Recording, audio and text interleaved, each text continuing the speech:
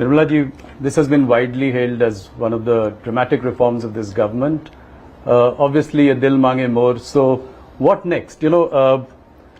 PM has set up 2 official level committees on next gen reforms. 2 group of ministers have also been formed, headed by Amit Shah and Rajnath ji. What can we expect in the coming months? What is the idea going forward? How do you look at reforms in the bigger picture? Quite a lot of work was done about the next set of reforms which we need to undertake, even prior to 24 Lok Sabha elections. And then some departments moved, like ours moved faster. There are other departments which are moving faster as well, whether it is looking at the environment related issues, sustainability related issues, opening up for private sector, sectors which have been the domain and the privy of the government. These are things where lots of action is happening. Various departments are moving. The science and technology is moving very fast. IT is moving very fast. IT as in semiconductors and other things.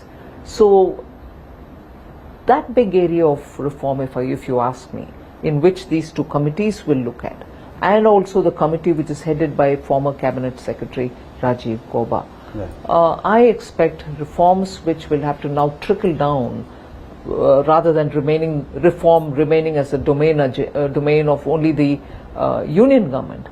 The state governments are somewhat also moving towards reforming on very many scales.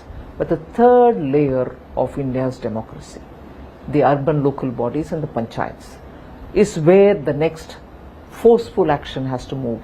Otherwise, the speed with which we want to move India and the aspirations to be met in India for people to live in a society, live in a country which is fairly developed, and our citizens get their aspirations met.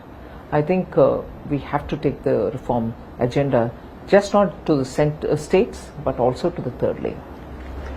As I move to discussing the GDP numbers for Q1, just before that, another last question on GST, which is how will you ensure that you pass on the benefit to the consumers? We've seen anti-profiteering in the past, so how do you plan to tackle this? Is there a way in which the government is looking at it? How do you ensure? At the moment, there isn't any particular mechanism that I can say I have, but I certainly am seized of the question. Also coming from many citizens themselves who are saying, it's great that you've done this, it's great that you're bringing in this kind of a drastic cut in taxes, but how will you ensure that we'll benefit from it? And how will you ensure that it's not going to disappear on the course to reach? We'll have to keep talking with industry, we'll have to nudge them, we'll have to, I'm glad in the case of the insurance sector, the public sector insurance companies have come forward to openly say that they will indeed pass the rate cuts to the citizens, those who are taking the insurance for themselves. So I'm sure the private sector would also do it in insurance, and so with other things. You're expecting them to announce that they will pass on the benefit? Many of them are doing it. Couple of them have, some of them have announced.